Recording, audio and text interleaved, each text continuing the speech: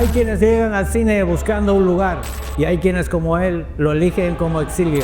Cruzó fronteras abanderado como un profesional de talla atlética, con la precisión de un estratega y con la sensibilidad de quien sabe que cada plano puede ser un país distinto. Su nombre aparece en los créditos de más de 30 películas, pero su huella aparece en muchas más.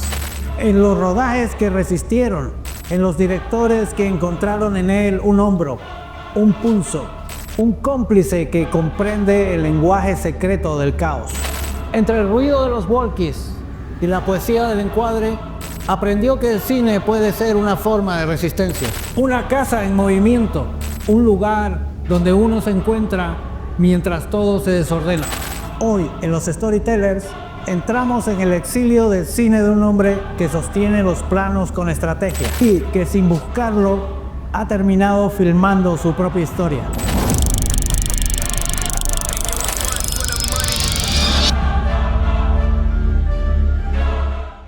Buenas noches, Pato Romay.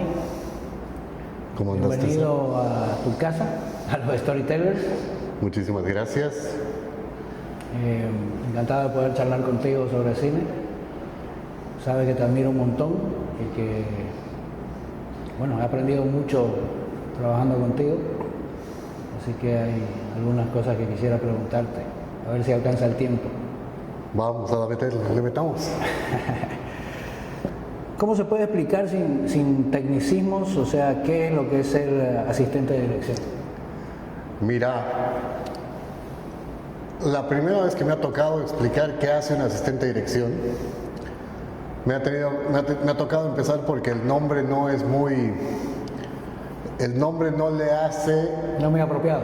Claro, el nombre del cargo no le hace mucho mérito a lo que realmente se hace, digamos, ¿no? O sea, el asistente de dirección o el ayudante de dirección, uno pensaría que es la persona que le lleva los cafés al director o el que asiste de alguna forma al director. Y en realidad es todo lo contrario, digamos, ¿no? O sea, cuando me ha tocado explicarle a mi mamá o a mi papá que yo era asistente de dirección, mis papás me veían como raro. Lo más símil que pude hacer fue referenciarlo con la construcción. En una construcción tú tienes a varias cabezas de equipos, ¿no? O sea, está el ingeniero, está el arquitecto, está, pongámoslo en algún punto, el director, el decorador de interiores, está el carpintero, está el que hace las ventanas, hay varias personas involucradas en una construcción. El asistente de dirección es como el jefe mayor de obra, que va a ser la persona que hace que todos los equipos engranen en tiempo y forma para poder sacar adelante un proyecto. Es el engranaje perfecto que condiciona el tiempo y a los equipos para que todo pueda salir según lo planificado.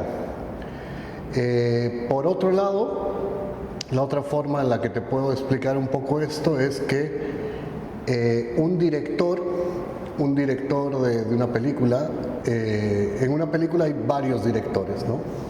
Porque cada jefe de equipo es un director. Entonces ahí está el director de vestuario, está el director de fotografía, está el director de la película y hay varios directores que dirigen sus propios equipos. Entonces el asistente de dirección no es solo el que tiene que de alguna manera coordinar el trabajo del director principal, que es el que dirige todo, sino que también coordina el trabajo de todos los demás directores. Entonces eso hace que las cosas funcionen y a la vez uno de los trabajos y una de las responsabilidades más grandes que tiene el asistente de dirección es quitarle el peso y la presión de encima al director de la película para que el director pueda dirigir, hacer y pensar solo en cómo quiere sacar su película adelante. El resto es quitarle la presión de encima y ese es mi trabajo. Ese ha sido mi trabajo durante 25 años. O sea, tenés que coordinar todos los equipos y aparte también coordinar la escena a lo mejor, claro, cómo va a funcionar. Tú coordinas todo el equipo, coordinas todo el trabajo de todos los equipos y coordinas cómo va a funcionar el set. Eres más o menos el jefe o el gerente general del set. En el set no se puede mover nada sin tu autorización. Ya. Salvo que lo pida el director. Claro, claro. Entonces, en ese caso, todo lo que es la logística y el trabajo de un equipo dentro del set está realmente coordinado por el asistente de dirección. ¿Vos te acordás del primer momento en el que sentiste que el cine te estaba viendo en vez de vos ver el cine, ver la película? Es una linda pregunta, pero mira, nosotros desde muy pequeños, o sea, mi hermano y yo tengo un hermano con el que nos llevamos un año exacto de diferencia. Yo soy del 5, él es del 7 de octubre. Y entonces hemos crecido de una forma muy como gemelos. Entonces para todo era la misma ropa, los mismos, o sea, todo era la misma distracción, los mismos amigos, el mismo grupo, el mismo vínculo. Y mi papá fue una persona muy presente en nuestra vida en el sentido de que nos hizo desde muy pequeños consumidores de cine. Entonces con mi papá teníamos terapias y sesiones de películas todos los fines de semana y vivíamos en La Paz y subíamos ese tiempo al Eloy Salmón a comprar los VHS o los betas que todavía y que venían betas piratas con la foto de la película. Sí. Y así empezamos a ver películas y películas y películas y nos volvimos cinéfilos desde muy pequeños. Y llegó un momento de mi vida, como habrá sido a los 10, 11 años más o menos, que nos tocó ver en familia Cinema Paradiso. Y fue una película que me impactó tanto, Cinema Paradiso, porque además la veía muy vinculada a lo que hacía mi papá con nosotros, el hecho de estar todo el tiempo mostrando, o sea, mi papá jugaba un poco de proyeccionista de películas y nosotros estábamos ahí viendo las pelis que él nos daba, digamos, ¿no? Entonces, y a veces cuando había el momento de violencia o cuando había el momento de que iba a pasar algo que en teoría mi papá nos censuraba por la edad, claro, o adelantaba o ponía pausa o pedía que le demos la vuelta a la cara, entonces nos censuraba ciertas partes, aunque siempre conseguíamos películas que no eran tanto para censurar, digamos, ¿no? Sí. Entonces ese juego lúdico es como que comencé a ver que realmente la realidad o sea, lo que la película contaba me estaba pasando a mí también, digamos, ¿no? Entonces ahí es como que el cine me comenzó a de pronto llamar mucho la atención, pero verdaderamente yo nunca quise dedicarme al cine. No, la verdad es que no. ¿Nunca pensaste, quisiera hacer lo que hace esta gente cuando veas la película? No, la verdad que no. No, la verdad que no. Pasó que yo tenía 16, 17 años y yo me encontraba como muy enclaustrado en una ciudad de La Paz que ya me había dado el gusto de absorberla por todo lado, de caminarla, de conocerla. Yo era una persona, o sea, fui un adolescente que se buscó mucho el hecho de salir, conocer, investigar, probar. Y ya La Paz sentía que me había quedado de pronto muy, muy pequeña y ya estaba sintiéndome que la pecera era muy pequeña para mí y quería salir del país. Y la única forma de salir del país era encontrar una carrera que no existe en el país. Claro. Y en ese tiempo no había cine en Bolivia, entonces me encapriché con estudiar cine, pero no porque quería estudiar cine, sino porque quería irme. Pero tu padre es muy bohemio también, creo que estuvo en Woodstock tu padre, ¿no? Mi padre estuvo en Woodstock, sí, pero no le gustó, digamos, no fue una de las...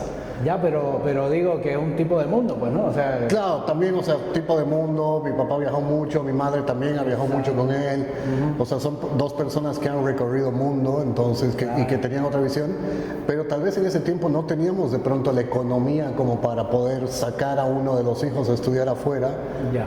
pero yo me encapriché con estudiar afuera, y bueno, Claro, ¿qué es lo que no hay aquí? claro, ¿qué es lo que no hay aquí? Cine, ya, puta, quiero estudiar cine. Y fue la forma de salir, digamos, ¿no? Sí. Y por eso siempre he hablado de que el cine ha sido para mí mi exilio. Sí. Entonces ya estando o sea, ya metido en la universidad, pues, ya metido en el mundo de la universidad, ya dije ahí mismo, pues ya a lo que vinimos, ¿no? O sea, ya que estamos aquí, pues ya metámosle, digamos, ¿no? Y eso fue el inicio de un viaje de no retorno, ¿no? O sea, fue empezar una vida que no paró nunca más. Me siento muy identificado contigo en eso, en lo de Cine Paradiso, Cinema Paradiso. No, Cinema Paradiso y es una peli a la que tengo que volver una vez por año fácil, digamos, ¿no? Ya me conozco los diálogos, me conozco... Sí, a mí me identifica mucho porque mi abuelo era proyeccionista, pues. En Brasil era... Claro. Veaba la cinta y me llevaba a veces al cine, ¿no? Claro, y esa experiencia, o sea, nosotros, como te digo, desde muy niños éramos muy asiduos al cine, a ver películas, o sea, realmente vivíamos el cine y la emoción del cine, digamos, ¿no? Y bueno, eso de la magia de que se apague la luz, ¿no? Y el silencio, todo eso se ha perdido ahora, pues, ¿no? Un poco. Claro, ¿no? Y además, o sea, nuestras épocas, ¿no? O sea, nosotros que venimos de nacer en un mundo analógico y que hemos visto en el paso de nuestra vida y en el paso de nuestros años la conversión a lo digital, sí. Y que comience a aparecer primero el Dolby 5.1 en el cine y el primer sonido surround, entonces cuando ya empezabas a ver la película de otra forma, o cuando aparecieron estos lentes rojos y azules que te hacían ver la película en 3D. O sea, hemos sido parte de experimentos que nos han ido cambiando la forma de ver el cine, y claro, lógicamente eso lo vivimos desde niños y como espectadores, ¿no? Ya después, en la vida profesional, empezar pues a filmar con 16 milímetros, con 35 milímetros, hacer tus primeros cortos en 8 milímetros, y luego que viene y te dicen ahora tienes un mini DV. Sí.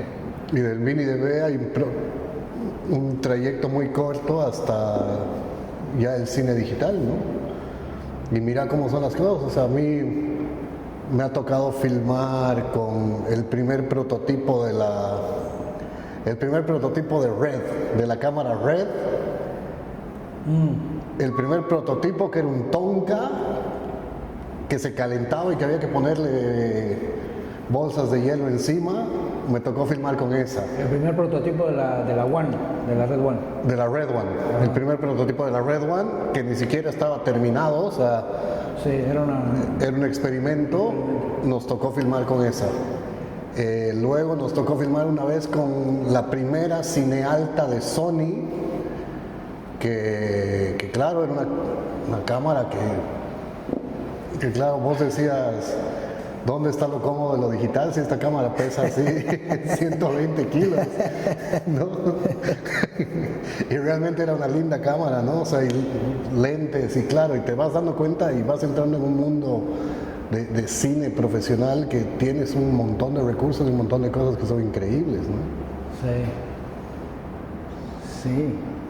Pero hablando del aprendizaje, digamos, ¿no? Cuando estás aprendiendo, tal vez pensás que las cosas son de una manera, pero después te ves en un rodaje real y el caos, cómo se maneja para estar relajado en el caos.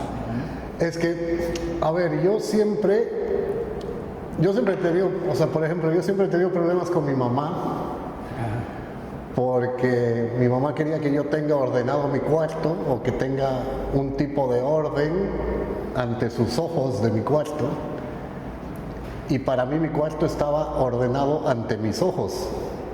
Porque yo sabía que en mi desorden había orden, porque yo sabía dónde estaban las cosas.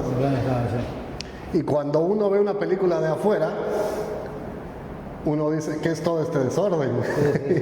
Y dentro de ese desorden hay un orden, porque toda la gente está haciendo cosas para llegar a un mismo objetivo dentro de un tiempo planificado. Entonces uno lo ve que es como un hormiguero, pero en realidad las cosas están pasando ordenadamente. Sí. Entonces ahí ya certifiqué mi frase de que en mi desorden hay orden.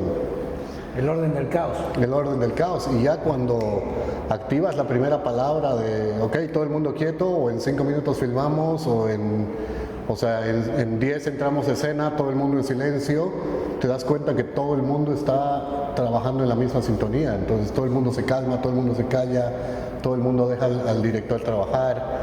Hay muchas cosas que son muy bonitas de experimentar, digamos, ¿no? En un cine, por ejemplo, en un cine industrial, y es que cuando llega el actor al set,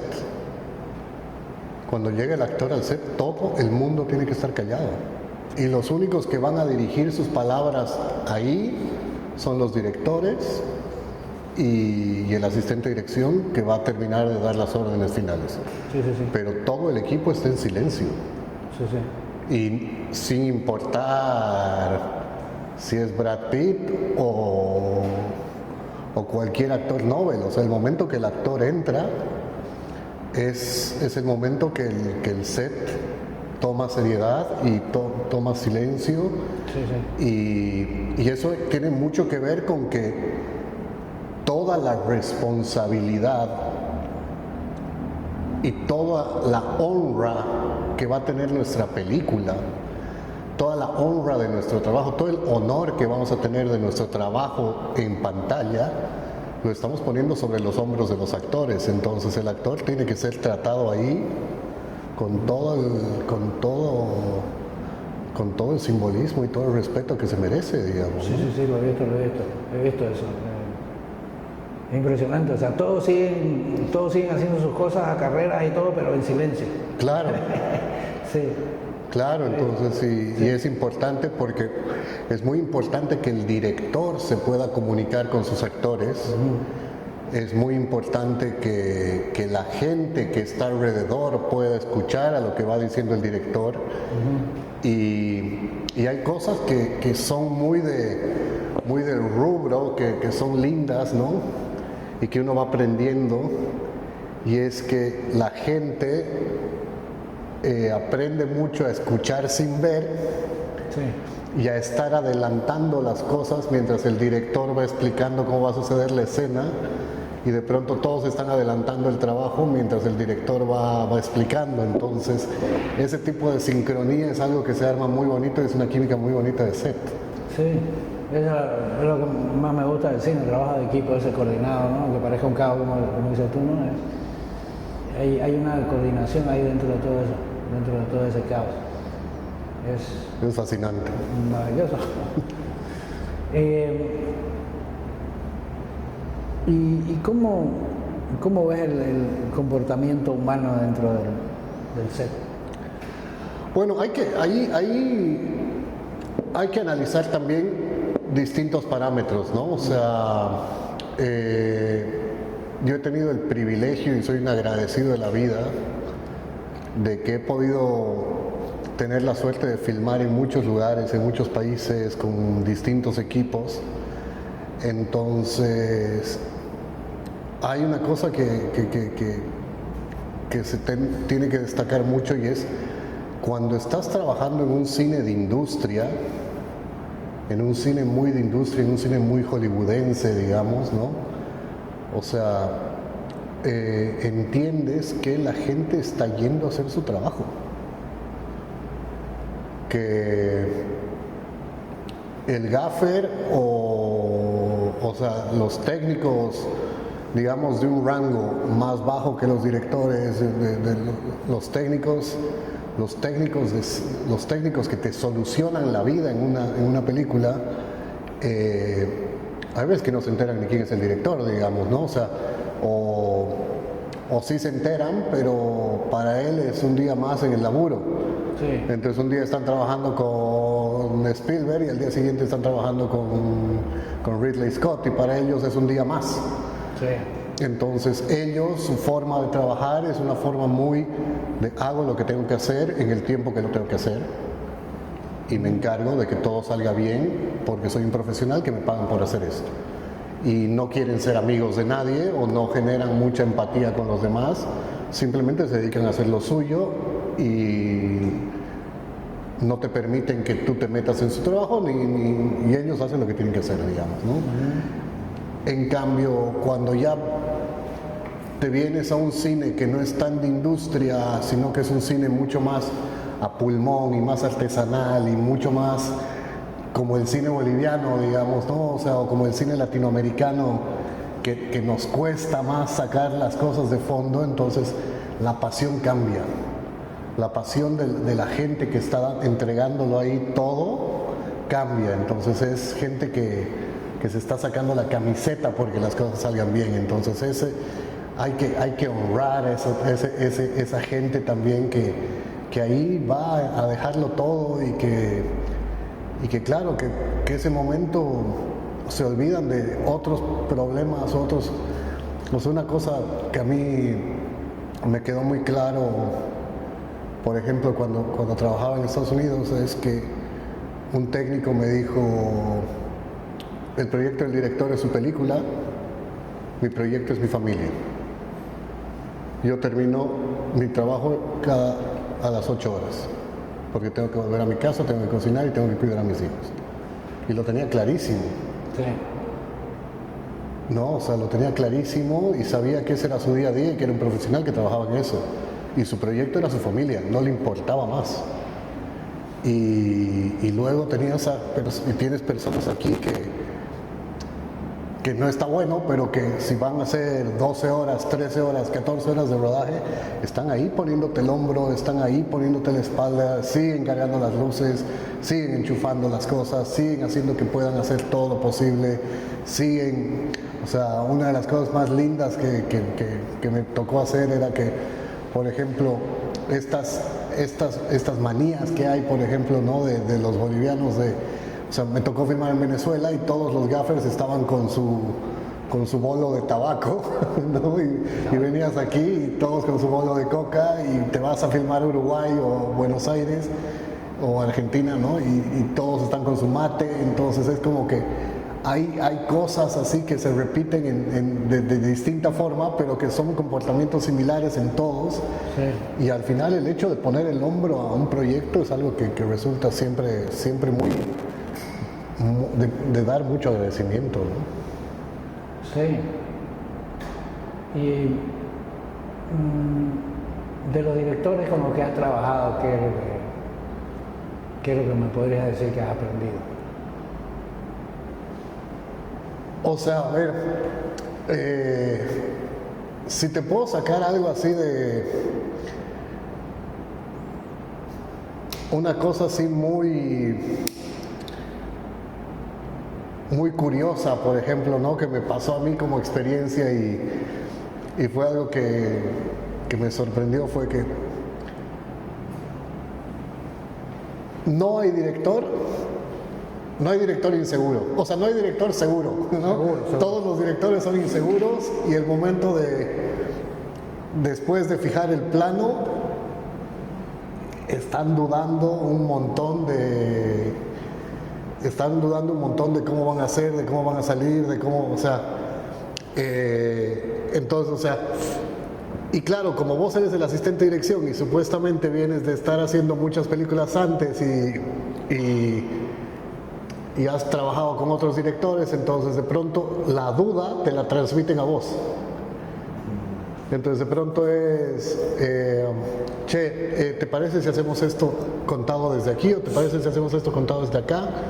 ¿O crees que esto puede ser mejor de aquí o aquí o aquí? O sea, y te lo preguntan en medio del set, cuando está todo el equipo ya sí pendiente de lo que vas a tomar de decisiones, y vos estás ahí mirándolo y dices, miércoles, David Gordon Green me está preguntando qué plano hacer.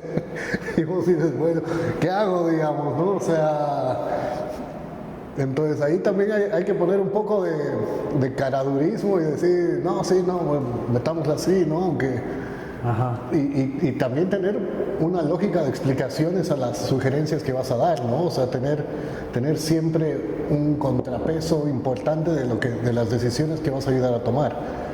Y eso es algo que, y bueno, y eso vas aprendiendo con los directores, ¿no?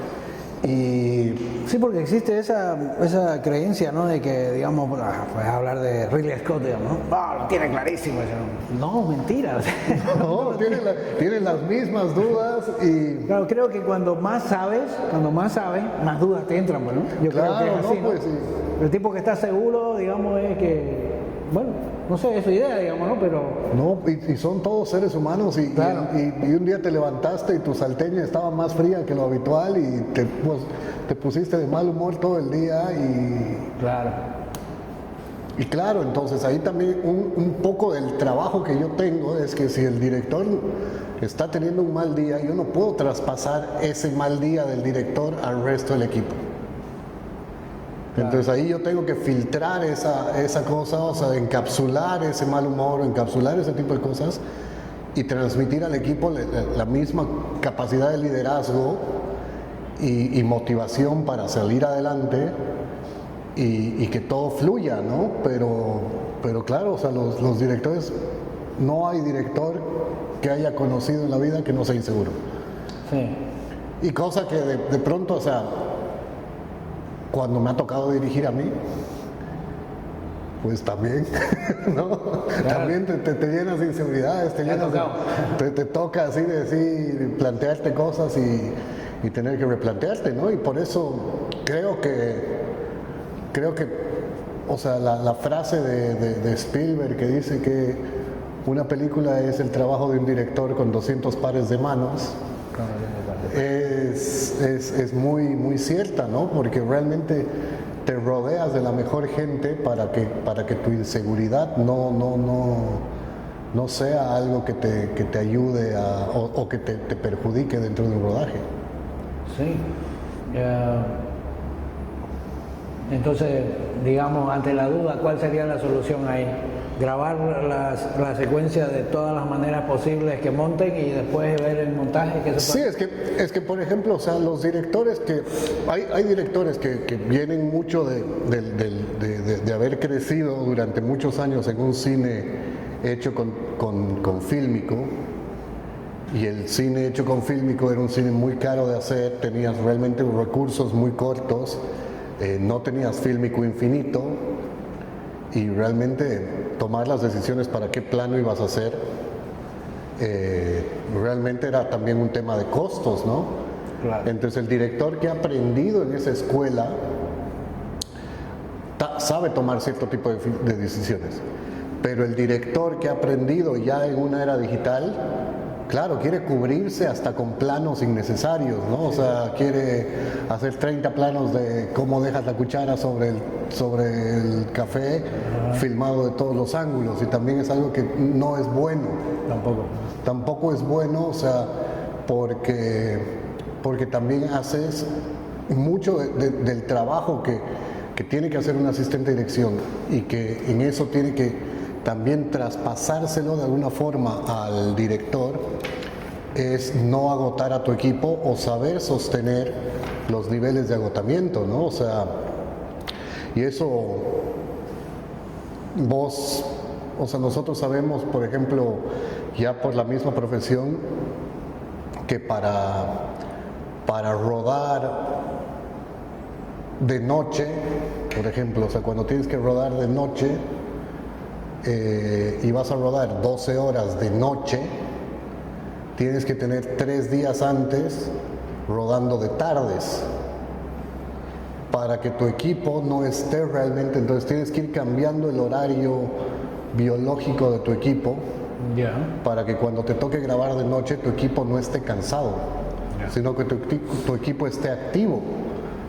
Entonces el ir manejando todos estos comportamientos de tu equipo y el que tu equipo lo vayas gestionando desde una forma en sus cansancios, en su buena alimentación, en cómo vas a transmitir las cosas, en dónde y encontrar también dónde están las partes susceptibles, dónde hay cosas que no, o sea, y eso pasa mucho, ¿no? O sea, pasa mucho que, por ejemplo, al director de arte no le alcanza el tiempo para terminar un decorado. Entonces, y si bien te había prometido que el decorado iba a estar en 2 días, de pronto te llama y te dice, viejo, no voy a tener el decorado listo para pasado mañana, así que tienes que filmar otra cosa mientras yo lo acabo porque me tienes que dar un día más. Entonces ahí tienes que jugar con el crucigrama, o sea, con el rompecabezas, en qué ficha pongo ahora, dónde, y también qué riesgos tomo para cambiar esto de tal lugar a otro lugar, en el sentido de los tiempos actorales, los factores climáticos, o sea, tienes un montón de cosas que tienes alrededor para pensar en cómo. Entonces, en ese momento haces un llamado a jefes de equipo y coordinas un cambio muy planificado entre todos, en el que todos puedan realmente pensar en pro de lo mejor de la película. Y hablando de eso, o sea, en las más de 30 películas que ha hecho, ¿cuál consideras que ha sido tu maestría dentro de todas ellas? Mira, hay muchas que han sido maestrías.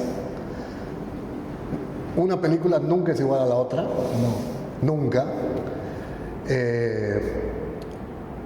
Pero creo que, por ejemplo, la última que hice, que fue Blood Red Ox, que fue una película que filmamos con Rodri Bellot en Tarija, que salió, o sea, esa película sale de querer hacer un viaje de amigos, todos éramos amigos, o sea, todos eran nuestro grupo de amigos más íntimo que tenemos, que decidimos viajar a fin de año para pasar un año nuevo juntos. ¿Y qué más podíamos hacer pasando todos los cineastas un año nuevo juntos? Pues nos hicimos una peli. O sea, no podíamos traer más el oficio a la vacación, digamos, ¿no? Y fue una peli donde el placer de jugar a hacer una peli, el de no tener las presiones de una productora por detrás, de tener los tiempos, de Pero porque ya tenían el guión ya. De tener inversores, o sea, casualmente todos veníamos de tener unos años complicados, o sea, un año complicado, todos habíamos tenido un año muy difícil, todos los amigos, y casualmente Brian, el guionista, era el compañero de curso de Rodrigo en la universidad, y él había sido el guionista de unas pelis de Netflix que fueron muy famosas, que era El Príncipe de la Navidad. Y el tipo es fanático del terror. Y escribía El Príncipe de la Navidad porque le pagaban, porque es un guionista, ¿no? Entonces, el tipo estaba cansado de escribir cosas navideñas, el tipo estaba cansado de trabajar para la industria y decide venirse a Bolivia a estar de juerga. Y le decimos ahí, ya que estás aquí, ¿por qué no te escribes un guioncito de terror? Y claro, o sea, le dimos al gajo porque él quería hacer justo eso. Entonces él se escribió un guión de una peli de terror con Rodrigo. Ese mismo minuto que ya comenzamos a coordinar todo, conseguimos unos actores que venían también, o sea, fue todo una preproducción de 2 semanas, un rodaje de 1 semana y media, pero todo en plan juego.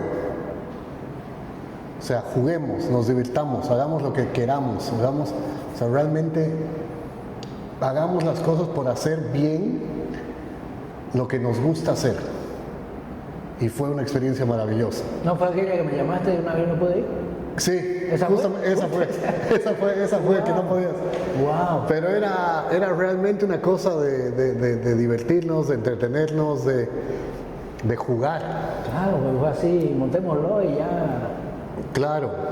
Wow. Y claro, o sea, bien lo dijo Rodrigo aquí en el programa, en el Storytellers, ¿no? O sea, el momento que aprietas una película, o sea, el momento que quieres ver una película, tienes que apretar un botón que dice play, que es jugar. Entonces, ¿por qué no vamos a jugar nosotros también, no? Entonces eso, o sea, y eso es lo más divertido. Entonces, yo creo que esa fue, ya fue la peli que fue una maestría porque pudimos relajar. Claro, porque el inconveniente siempre es, digamos, no, es que siempre soñás con tener presupuesto, ¿no? Para hacer una gran película y tal, pero cuando tenés presupuesto tenés más presión, pues, ¿no? Entonces, Claro, además, no puedes disfrutarla, pues, porque no estás preocupado por todo lo que hay que hacer y que entre dentro de todo lo que está establecido y todo lo que los inversores quieren. claro, una vez hablaba en España con J. Bayona. Yo justamente tuve una maestría en el SCAC y Bayona salió del SCAC. Sí. Y Bayona en ese tiempo estaba filmando The Impossible. Y estaba filmando The Impossible, que era sobre esto, sobre el tsunami en Indonesia y todo esto. Y el tipo tenía 250 millones de euros de presupuesto para filmar esa película. Sí, ahí es donde nace Tom Holland, ¿no? Claro. El hombre araña, ¿no? El último hombre araña. Claro, y es Ewan McGregor, o sea, todo Naomi Watts. Ajá. Un casting de lujo, sí. 250 millones de euros para filmar. Sí, sí. Y de pronto le preguntamos y le decimos, ¿y qué onda con el presupuesto? O sea, claro, cuando filmas con un presupuesto así es bonito. Y nos decían, toda película falta presupuesto. Me falta presupuesto. Siempre falta. Claro, entonces vos decías, o sea, no importa, ¿no? Con el 0,1% de tu presupuesto filmamos una película en Bolivia. Pero siempre, o sea, yo imagino que hay más expectativas, pues no siempre. Claro, no, más presupuesto, querés hacer más cosas y siempre te va a faltar, ¿no? Claro, son otros niveles también, sí, ¿no? Pero eso, o sea, justamente el hecho de que nos fuimos a hacer una película a Tarija. Eso. Sin preocuparnos de que haya presupuesto, de que, o sea, todo hacíamos entre todos, nos cocinábamos, estábamos alojados en una casa bellísima, nos fuimos al Rincón de la Victoria, unos paisajes increíbles, y era filmar entre amigos sin la presión de nada. ¿Qué te sigue sorprendiendo a la hora de filmar una película, a pesar de haberlo hecho muchas veces? ¿Te sigue sorprendiendo alguna cosa? O sea, yo tengo tengo como un mantra mío de que el día que perdamos la capacidad de sorprendernos, ya no tiene sentido nuestra profesión, digamos, ¿no? Entonces, hacer cine para mí es como hacer deporte. Y el hacer cine también es un músculo que vas generándolo con la práctica. Mientras vos vas haciendo cosas, vas generando una musculatura y esa musculatura te da de pronto las capacidades de resolver y de hacer de una forma más eficaz tu profesión. Yo no soy muy de entender a los directores o la gente que cada 5 años se filma una peli y entre medio no hace nada, digamos, ¿no? No los entiendo personalmente, digamos, ¿no? Pero los respeto, pero no los entiendo. Y a la vez creo que el cine como el cine, una película o todo lo que es la comunicación audiovisual hoy en día es algo que está en constante cambio y en constante evolución todo el tiempo. Entonces, si de pronto hace 10 años atrás o hace 20 años atrás el plot point tenía que venir a los primeros 20 minutos, hoy en día el plot point tiene que entrar en los primeros 5. Sí. Hoy en día tienes una educación de que el espectador tienes que capturarlo, tienes que engancharlo en los primeros 5 segundos. Sí, tiene que entrar con el plot point ya. O sea, en las redes sociales te ha enseñado que el espectador tiene que estar en 5 segundos ya sostenido por el contenido. Si no, se le va. El scroll ha generado que nos volvamos flojos de ver cosas. Y obviamente todo lo que es el streaming también ha hecho que tengas una gran variedad de pelis y no quieras ver ninguna. Entonces, o sea, y nos ha pasado estar mirando Netflix y estar con el control dándole vueltas y vueltas y vueltas. Y tienes 500 pelis delante tuyo, pero no quieres ver ninguna. Sí. Entonces, ahí lo que me sorprende mucho es cómo los nuevos directores o cómo los nuevos talentos o cómo las nuevas personas que emergen comienzan a tener otra lectura de lo que se está haciendo y comienzan a tener otros nuevos puntos de vista y comienzan a tener, entonces hay muchas veces que se dice en el cine que todo ya ha sido contado. Todas las historias ya han sido contadas, la única forma que cambia es la manera de contarlas. Sí. Y de pronto ves a chicos, a changuitos, que traen de pronto una evolución cerebral de lo visual que te hace que sea fantástico trabajar con ellos, ¿no? O sea, y que de pronto no tienen, o no han tenido la suerte de tener una maestría o un doctorado, o sea, no han tenido eso, pero te das cuenta que han nacido con el teléfono en la mano. Sí. Y que su capacidad de tener ya la herramienta incorporada al cuerpo desde que han nacido los hace tener una visión y una apertura hacia lo que van a hacer fantástica. Y eso me sorprende hartísimo, ¿no? Así como me sorprende, por ejemplo, o sea, tanto como me sorprenden los muy pequeños que están empezando y que traen cosas muy revolucionarias, también me sorprende muchísimo cuando te toca trabajar con alguien que ya supera los 60, 70 años, que ya son unos verdaderos maestros de su oficio y que te enseñan cosas que son, o sea, que no, de pronto nunca las habías pensado, ¿no? O sea, me pasó trabajar una vez con un director de fotografía que por una razón boliviana había un bloqueo y se nos trancaron las luces.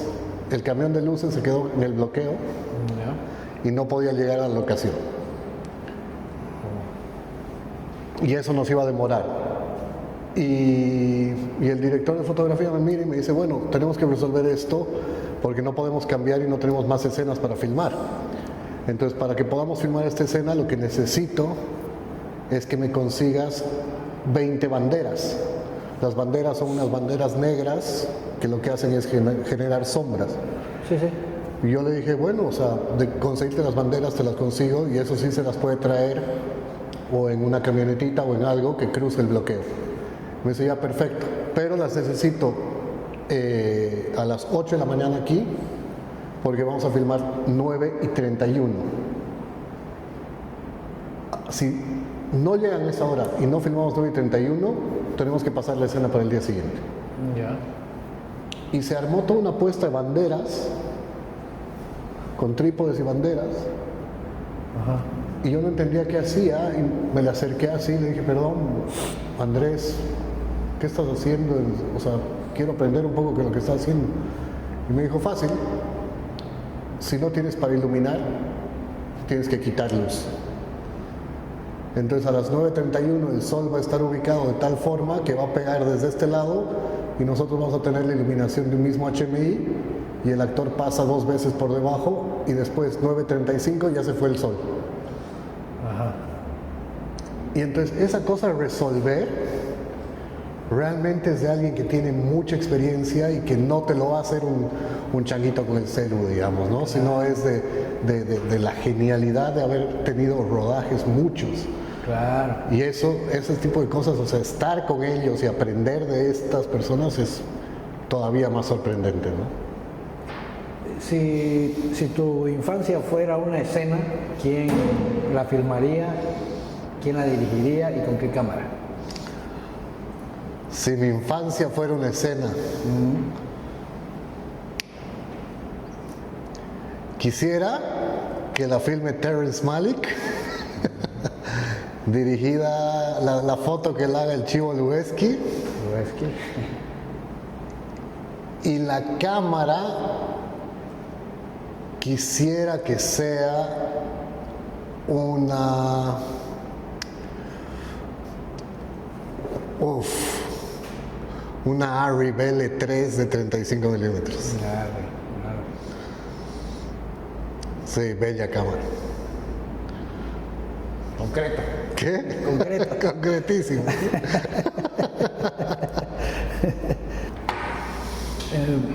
¿Qué parte del proceso cinematográfico te enfrenta más a vos mismo?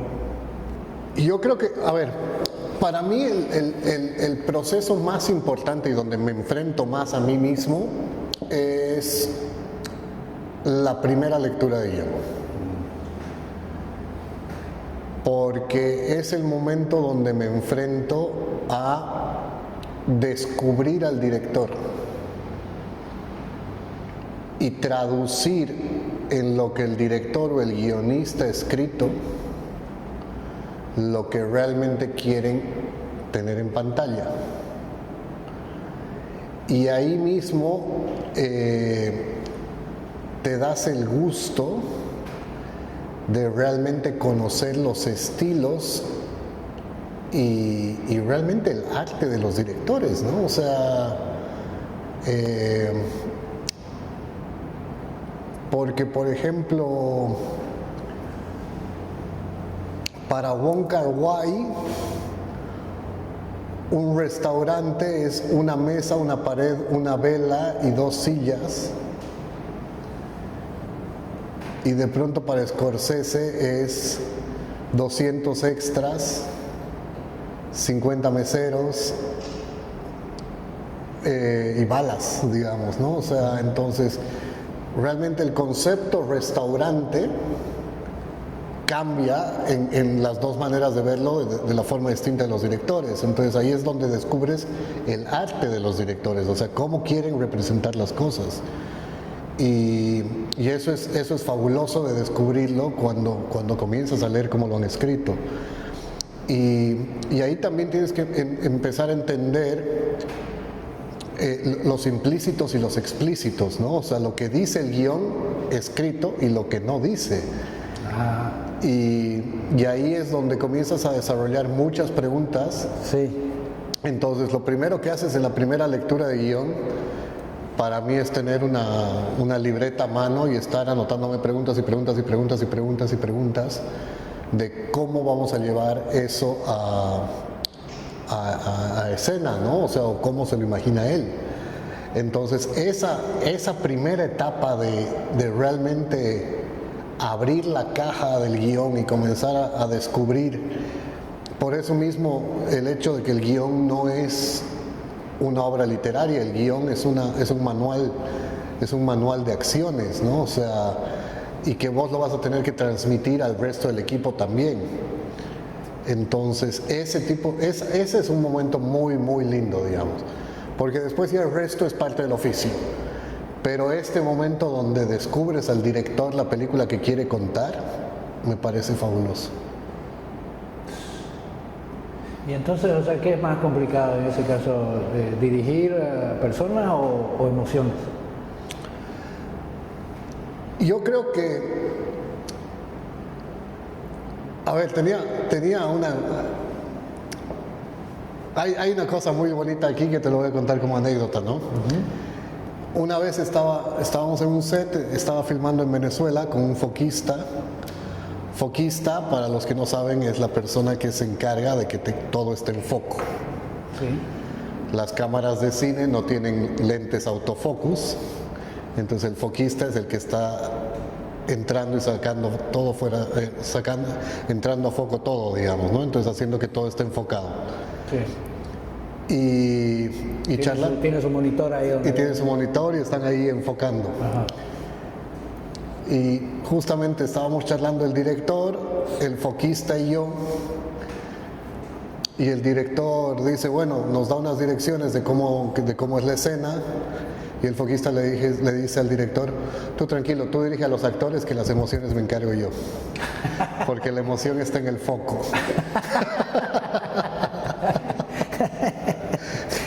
Y la verdad es que en mucho tenía sentido, digamos, ¿no? Entonces, pero ya más, o sea, yendo a lo serio, digamos, de la pregunta, creo que tienes que saber muy bien el hasta dónde el dirigir emociones no se convierte en una manipulación.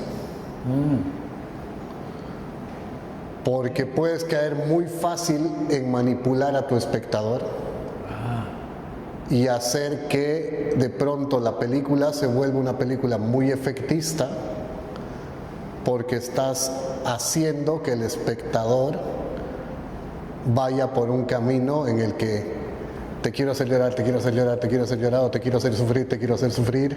Sí. Y entonces de pronto ese tipo de cine para mí no es como el que estoy muy de acuerdo en su todo, digamos, ¿no?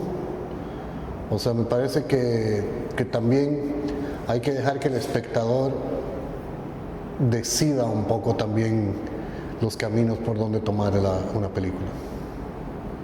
Pero no es lo mismo que estirar el elástico y soltarlo luego, o sea. Claro, no es para nada, o sea, es como... No, por ejemplo, o sea, a ver, a mí, te lo voy a poner en un ejemplo claro, o sea, a mí hay un director mexicano que es González Iñárritu, que su primera película me gustó, o sea, Amores Perros me encantó. Sí. Y si no me equivoco, después de Amores Perros hizo Babel. Y luego comenzó a hacer como varias pelis con el mismo tratamiento de varias historias cruzadas y que se juntaban en un mismo núcleo.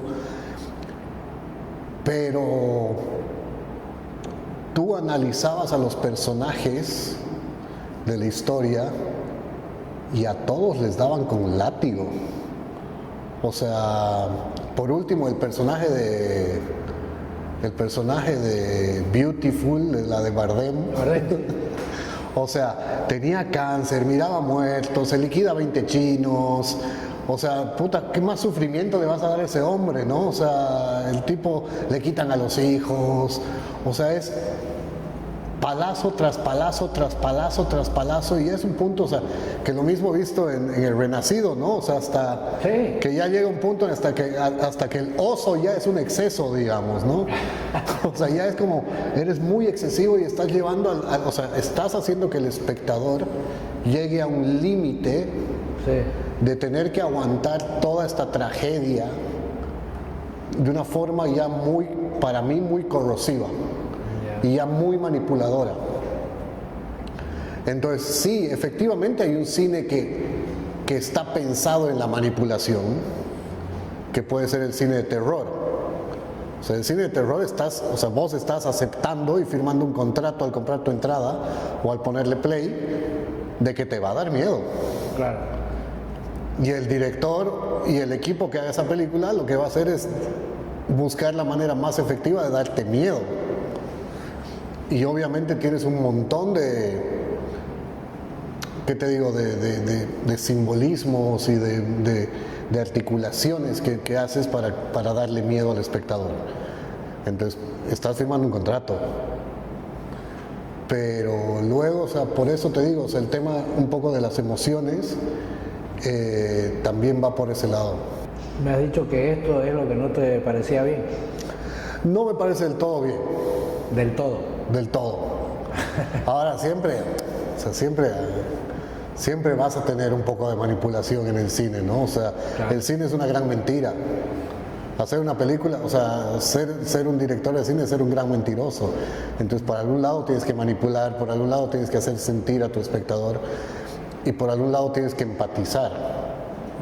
O sea, Aristóteles crea un libro que se llama La Poesis, donde está basado en es de donde vienen los 3 actos, el principio, nudo y desenlace, y en esos 3 actos tienes el principio que es la mímesis, luego la poesis y luego la catarsis, y es donde te explica qué es lo que tienes que hacer para identificar a un espectador con tu obra, digamos, ¿no? Entonces, lo primero es la mímesis, que es que vas a imitar de alguna forma lo que hace lo que te hace símil a la historia, o sea, lo que te hace símil al personaje.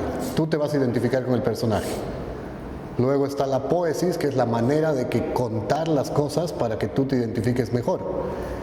Y por último está la catarsis, que es cuando aprendes con el personaje lo que él a lo largo de la película ha tenido que aprender a hacer.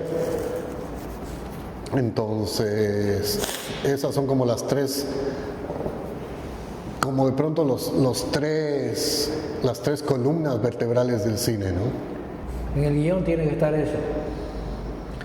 En el guión tiene que estar realmente todo lo que necesitas que salga de la película. No, pero tiene que haber Claro, o sea, yo te hablo de que todos esos ingredientes que me has comentado. Claro, Aristóteles te lo pone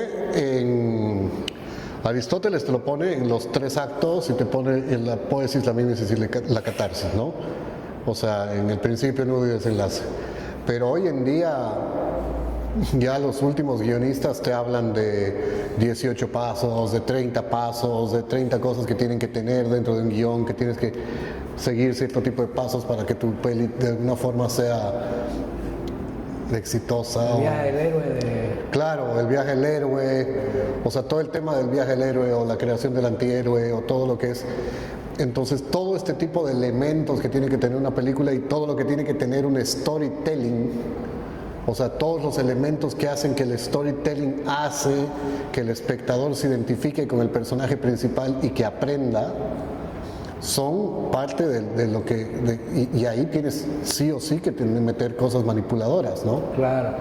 Pero todo eso de lo que estamos hablando empieza con una idea, ¿no? ¿Y cuándo se sabe que ya deja de ser una idea y ya se convierte en una historia para contar, ¿no? En la primera reunión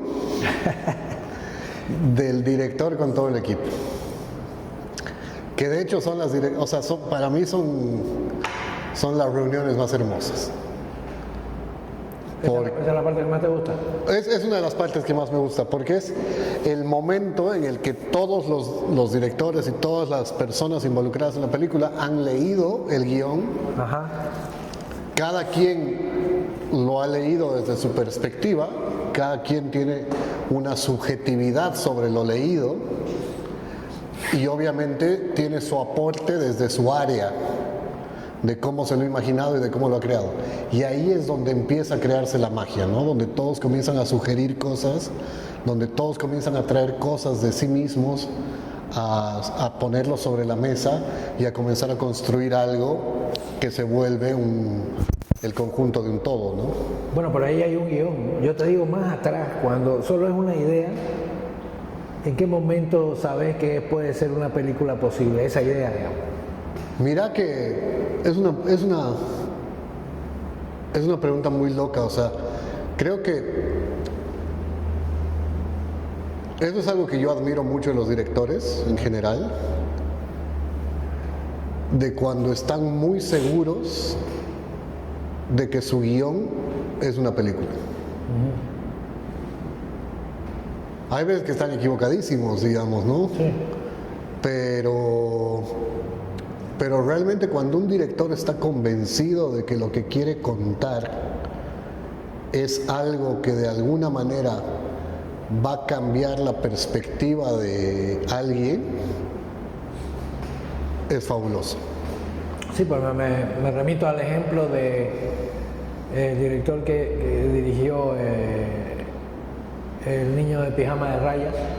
La idea le surgió en un parque, vio a 2 niños jugando, uno a través de una malla olímpica y el otro estaba al otro lado de la malla olímpica. Lo vio jugando a través de la malla olímpica y se le ocurrió la idea a partir de eso. Claro, ¿no? O sea, y suceden, ¿no? O sea, la vida misma te va dando muchas lecciones y una de las cosas que es de lo más importante en el storytelling per se, sí, es el uso de la metáfora.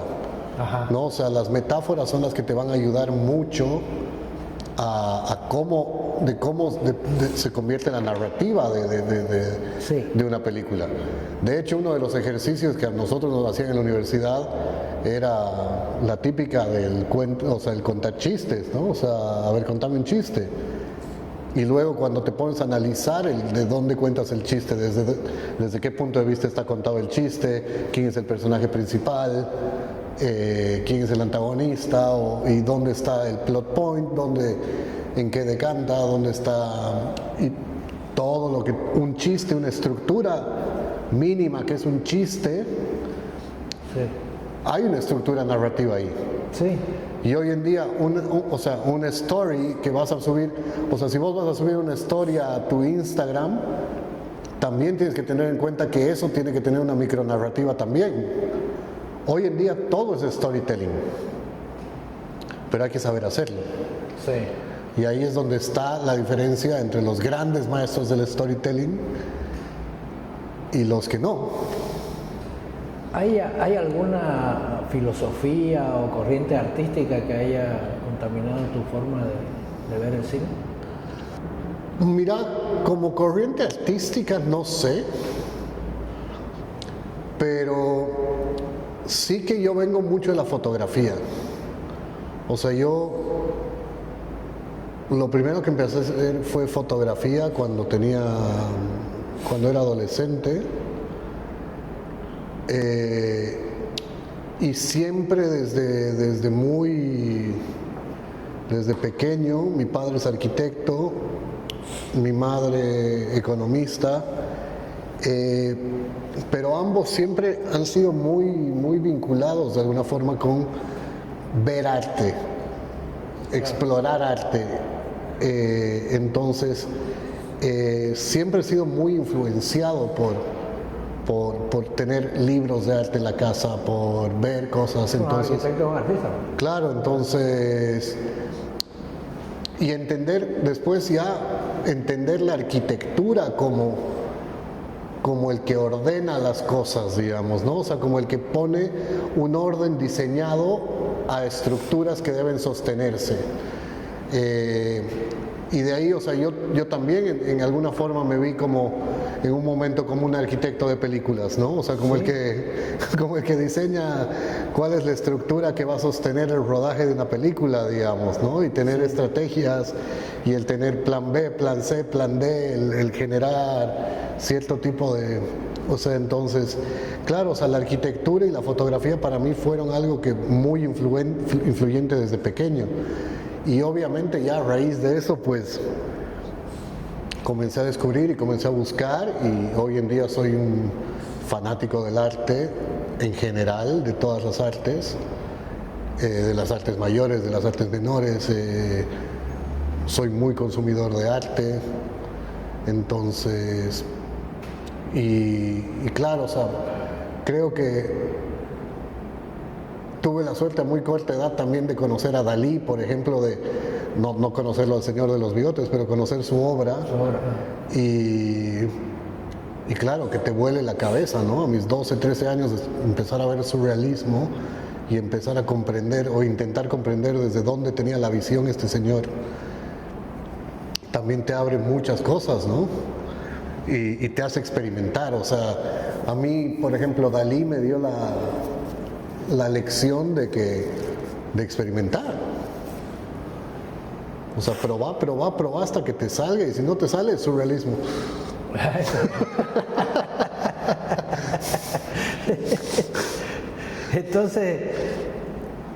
Entonces ¿cómo se piensa entonces para contar una historia? ¿Se piensa en la historia o se piensa en imágenes?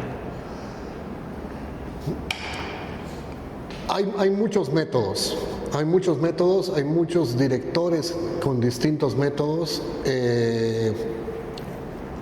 Hay imágenes que impactan. Tengo un amigo que quiero mucho que es un fotoperiodista que, bueno, durante muchos años fue fotoperiodista, que se llama Andrés Unterlastatter, que es acá. Y que en un momento cuando yo volví de Argentina y estuve muy apegado a él con su trabajo y todo, ¿no? Él me decía, por ejemplo, que una buena fotografía de reportaje no necesita epígrafe. No. Porque la misma fotografía ya te está contando la historia en sí mismo. Entonces la fortaleza de la imagen es tan potente que en una sola fotografía tú puedes contar una historia muy compleja. Sí. Entonces, tú puedes comenzar a contar historias a partir de una foto, a partir de un cuadro, a partir de un encuentro, a partir de un sentimiento, de una emoción. Las bases de inspiración pueden ser muchas. También hay muchos directores, hay muchas personas que hacen una terapia con su arte, ¿no? O sea, que ellos mismos son formas de curarse muchas heridas, el hacer películas que sean incluso muy de su vida, ¿no? O sea, no me acuerdo quién decía que una película por definición es autobiográfica, que el cine de autor es autobiográfico porque basas mucho de ti mismo en el cine a la hora de contarlo, ¿no? Y que tienes que basar mucho tu experiencia y que lo cuentas a través tuyo. Entonces, y hay directores fabulosos que hacen cosas maravillosas, ¿no? O sea, y entendamos eso como el cine de autor o el cine con cierta profundidad siempre va a tener un poco del conocimiento y el dejo del director. Obviamente te estoy hablando de un cinearte, no de los Transformers, ¿no? Pero sí esto de que hay películas con muchísima profundidad que realmente cuentan cosas desde la inspiración pura, ¿no? De un momento, de una visión, Y tienen muy poco público precisamente porque hay que entender todo su simbolismo y todo, ¿no? Lo que pasa es que es eso, ¿no? O sea, es lo que te decía hace un rato, ¿no? O sea, hay películas que... A mí me gusta mucho la frase de que hay películas de martes y hay películas de domingo, ¿no? O sea, un domingo en la tarde te quieres ver un Transformers, te quieres ver una cosa... O sea, te quieres ver la película de flota. Ajá. Que pase y que te ayude a no pensar y que está ahí. Pero hay momentos en los que te tienes que sentar, o sea, no es que tienes, pero que te ayuda en sentarte a ver una peli que de pronto te ayuda también a descubrir cosas de ti mismo. Sí. Yo me acuerdo que... ¿Y a ti cuál te gustaría? ¿Te gustaría hacer alguna así muy de autor alguna vez? Es que, por ejemplo, cuando yo empecé con esta epopeya del exilio, mi papá me llevó a ver a mi mamá me llevó a ver a Jorge Sanginés en Ucamao, en La Paz, ¿no? A charlar con Jorge Sanginés y hablar de cine con Jorge Sanginés. Yo no quería hacer cine, yo quería irme, ¿no? Entonces, pero tenía que hablar con el señor. Para que te deje. y claro, y ahí Jorge Sanginés me preguntó cómo yo reconocí una película buena de una película mala. Y claro, a mis 17 años nunca me había puesto a pensar cómo reconoces una película buena de una mala. Y no sabía qué responder. Y en eso él me dice, no, te voy a dar la respuesta yo. Si vos sientes que has entrado al cine siendo una persona y has salido siendo otra, es porque la película es buenísima. Entonces, claro, o sea, y ahí está el viaje del héroe, y ahí está el encuentro con el espectador, el encuentro con la narrativa, o sea, que una película te ha llevado, te ha enseñado, en un lapso de 2 horas te ha dado una lección. Y no es que todas las películas son aleccionantes, digamos, ¿no? Pero sí hay factores que estos son sumamente importantes, ¿no? O sea, una película, por ejemplo, o sea, ¿qué hace que el cine sea universal? El cine es una de las artes mayores porque ha convertido que el cine sea universal. Sí. Entonces, ¿cómo hablas un lenguaje universal? ¿Cómo puedes tener un idioma universal? En algún momento nos dijeron que la música es el idioma universal. Sí.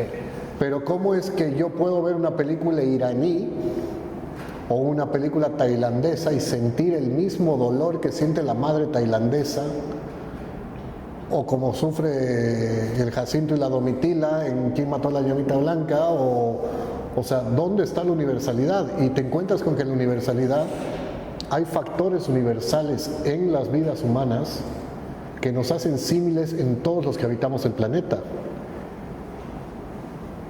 Y el lenguaje más universal que existe, además, que en las que están basadas la mayoría de películas en el mundo entero, es el amor. Sí. Y no te estoy hablando del amor romántico, ¿no? O sea, sino que el amor es algo que nos unifica a nosotros como sentimiento universal. Ajá. Y ahí te das cuenta de muchas cosas, ¿no? O sea, si vos de pronto, o sea, a mí me preguntaron, ¿y dónde encuentras amor en Terminator? Y le digo, viejo, o sea, Sarah Connor está luchando contra el T-1000 para salvar a su hijo por amor. Por amor, claro. O sea, la base de Terminator es el amor, y cuando vos comienzas a ver las películas desde ese lado y decir, entendamos de que el amor es universal, y por eso hay una película maravillosa que se llama La Separación, que es una película iraní, que tú la ves y sientes, o sea, yo que he sido una persona que ha vivido el divorcio de mis padres, veo La Separación iraní, y la primera vez que la he visto me he roto en llanto porque era exactamente lo mismo que pasaba en mi familia.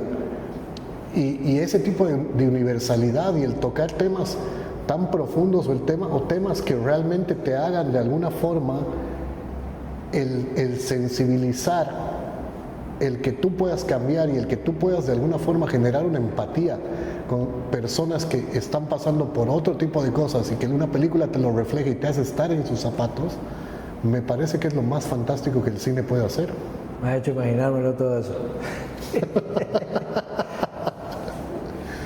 Entonces, ¿qué aburre del cine actual? Aunque sea buen cine, digamos, ¿qué es lo que aburre ahora? ¿Qué aburre? Aburre. ¿Qué es lo que aburre? O sea, no sé. Estamos hablando de algo esencial, ¿no? Que tienen la mayoría de las películas, ¿no?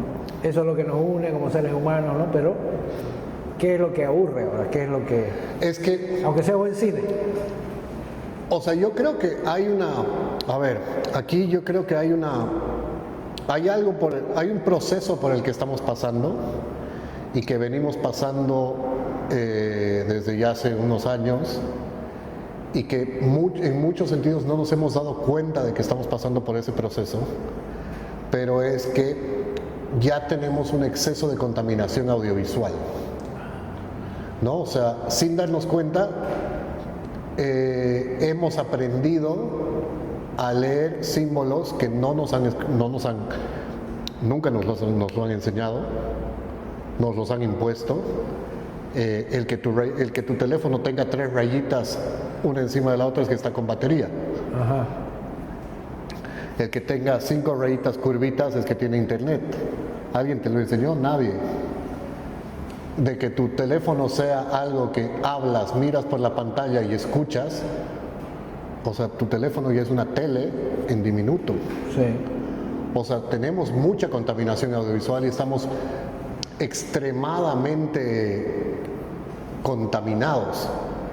Entonces, claro, ya quieres que todo suceda rápido.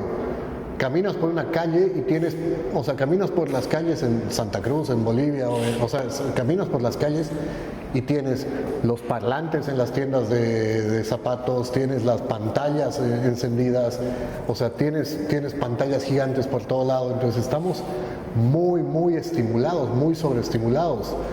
Entonces ya hay muy poco que nos damos el tiempo verdaderamente de sentarnos a querer ver una película. Y por otro lado, para mí, en lo personal, ¿no? O sea, las salas de cine se han vaciado. Mucho tiene que ver los canales de streaming. Sí. Pero las salas de cine se han llenado de lo que podría ser el circo del cine. Los Avengers, Superman, los superhéroes, o sea, todo efectos visuales, todo IMAX, todo 3D, ya te tocan la nariz, ya puedes sentir olores, ya ir al cine a veces ya es un circo. Sí. Y de pronto el hecho de que vos te quieres sentar en tu cama y ver una peli tranquilo. Pero nos hemos acostumbrado, entonces no hemos aprendido a discernir un poco esto de qué cine vamos a ver y cómo lo vamos a ver. Y por otro lado también hay esto que muchas personas, o sea, muchas personas en la actualidad ya no se permiten leer. Y la lectura no solo es un ejercicio de aprendizaje, creo que el más profundo que hay, sí, sino que también es un ejercicio de meditación, de estar un rato contigo, de tener un libro delante tuyo y estar enfocado en lo que es el papel y las letras y no estar en nada más que eso, ¿no? Entonces es también un ejercicio meditativo en el que tú aprendas o sea, te obligas en un momento a enfocarte en algo y estar con la mente vacía o concentrada en algo así. Entonces hay una sobreestimulación de cosas. Nuestras redes sociales, o sea, hoy en día es fabuloso, pero es fabuloso a dónde ha llegado la tecnología, pero también lo que la tecnología nos ha limitado. O sea, hoy en día la realidad que yo percibo es la que genera mi algoritmo. O sea, si yo en Instagram veo caballos, comida y flores, mi mundo va a ser caballo, comida y flores. Y no voy a salir de ese mundo. Y si llega alguien y me dice, ¿sabes qué? Hay una guerra enorme en Gaza y se están liquidando niños, ya no lo vas a ver como parte de una realidad, porque tu realidad son comida, flores y caballos. Sí. O sea, las redes sociales nos han permitido globalizarnos, pero tal vez también nos han vuelto unas burbujas dentro de nosotros mismos. Entonces, claro que estás aburrido. Por supuesto que estás aburrido. O sea, estás aburrido de todo, no solo de la película. No solo de ver una película. Estás aburrido de salir a un bar, tomarte una cerveza y ligar con la chica de la barra. Sí. Porque te lo facilitó Tinder. Yeah. O sea, nos hemos vuelto muy inmediatistas y hemos perdido muchas cosas que realmente eran significativas para nuestra evolución. Entonces yo creo que el problema no es si el cine es aburrido o no, el problema es que nos hemos acostumbrado a otro tipo de vida y que todavía no hay nada que nos está dando como un gancho de decir, hey loco, de este lado de la pantalla también hay vida. O sea, en mi época armábamos una pelota con medias y jugábamos en la calle. Mientras vos estás armando tu equipo en el FIFA 25, digamos, ¿no? O sea, sí, nosotros salíamos todavía a patear pelota. Sí. Y no te hablo como un viejo nostálgico, digamos, ¿no? Pero me encuentro como que estamos todos ya muy en esto del sedentarismo, de estar pegados a una pantalla y de estar siempre sobreestimulados. Y si esa estimulación no está acorde a lo que nosotros ya nos hemos acostumbrado a ver, nos aburre. La gente está acostumbrada a ver Avengers y cualquier otra película interesante les resulta aburridísima. Claro, pero porque están flojos de pensar también. Sí. Gran punto, es una gran diferencia. Es como lo que decías antes, ¿no? Que nosotros salíamos a jugar a la calle. Ahora nadie sale a la calle a jugar. Claro, no, ahora ¿cuándo ves un niño jugando? Todos están en su compu, en su cuarto, o con su PlayStation. Claro. ¿No? Con su compu, Y de pronto, o sea, yo como padre ya trato, o sea, incluso, ¿no? O sea, alejar a mi hijo de las pantallas, o sea, tirarle una pelota, o sea, o tratar de volver al modo rústico de hacer las cosas, porque de otra forma siento que se pierde la humanidad. Pierde cosas, ¿no? O sea, para mí uno de los ejercicios audiovisuales más lindos del mundo era poder ver por la pantalla, poder ver por la ventana de mi auto cómo cambiaba el paisaje. Y me parecía fabuloso. Me echaba en el asiento de atrás y veía cómo en ese cuadradito veía cómo cambiaba el paisaje y me parecía lo más alucinante del mundo. Después de rodar con tantos directores, ¿qué tipo de cine te representa? Uf, hay películas de martes y hay películas de domingo. No, o sea,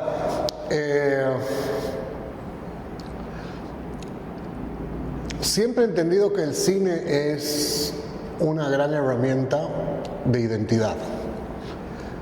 Como es una gran herramienta identitaria para países, entonces soy